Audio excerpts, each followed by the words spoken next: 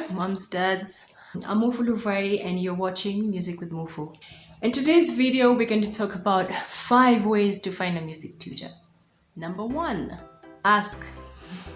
You go to work, you've got friends, you've got peers, so obviously that's the number 1 thing. You probably get someone who knows someone who knows a music tutor for your child. Number 2, Google. Google is our friend. I googled, before I did this post, I googled music tutor or piano teacher Kenya, and I was amazed at the result. There's so many.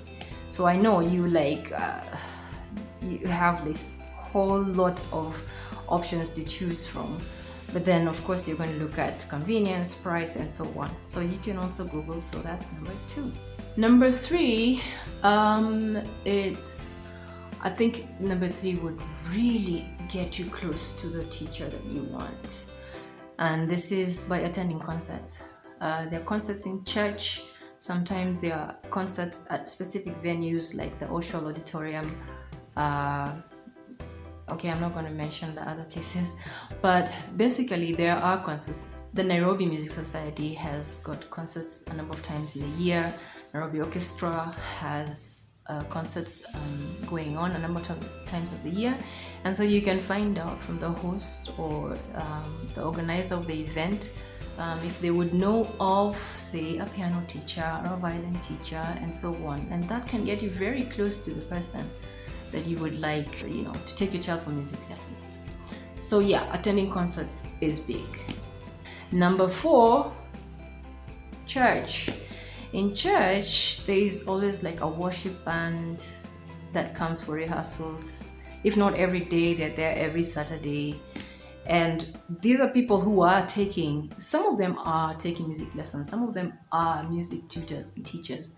And by the way, when you do get a teacher from church, their prices are usually pretty good. So I think church is also a way to consider. Definitely don't overlook that. I know my husband, when he was organist at a certain church in Nairobi, he also taught some kids on the weekends because parents approached him to ask for lessons. So yes, church is a good place to find a teacher. Number 5, which is not so common, and I don't think people usually do this and should, is at the music store, at the music shop. Ask them, do you know of a recorder teacher? Where you're going to buy a guitar, you can ask them, because there are a lot of teachers who send their students to these places to buy these instruments, and there are a lot of teachers who also go to those places to buy instruments.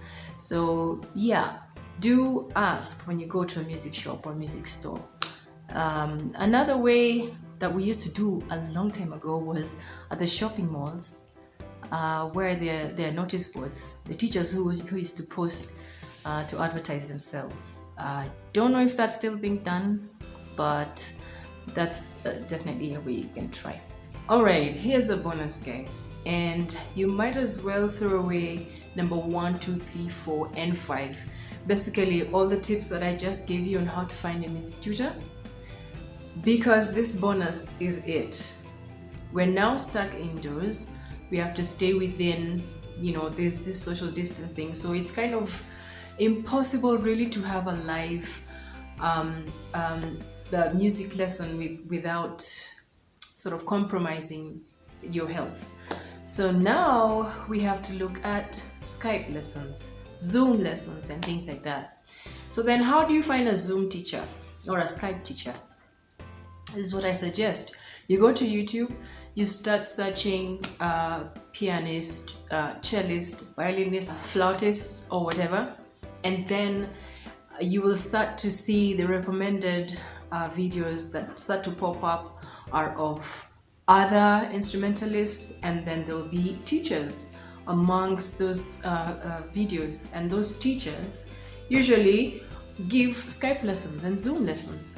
So you could be in your house, wherever you are, whether it's in Nakuru or Nairobi or whatever apartment, whatever estate, and you don't even have to leave your house, and you can find your child a tutor. You could, for example, check the Bach Scholar and sign up to have lessons with Dr. Corey Hall. And you can imagine that guy is a composer. He is, of course, a pianist. He is a professor. He is a sight reading expert. He's a theorist. And imagine taking lessons from such a guy. And you didn't even have to leave your house to get this person. It's revolutionized the way we take lessons these days. There's a bit of a giveaway. I mean, something that is taken away from one-to-one interaction between student and teacher. And then, of course, for the child, having to take lessons with a total stranger out there, you want to look at safeguarding issues. You definitely want to be in the room when the child is taking the lessons, whether your tutor is from the US, UK, Nigeria, Kenya, whatever. Find out that this person is legit.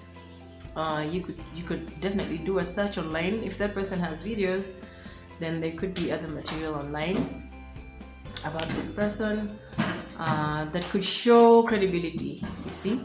So that's your homework. But that's how we do lessons these days. That's how I do lessons via Skype. It's definitely more convenient.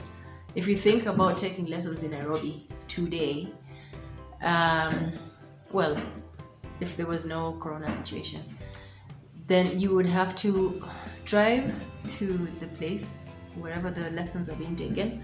You have to pay for parking, 400 shillings sometimes just for a 30-minute lesson. You can imagine that. And then after that lesson, just think about maneuvering through that traffic just to get to your house.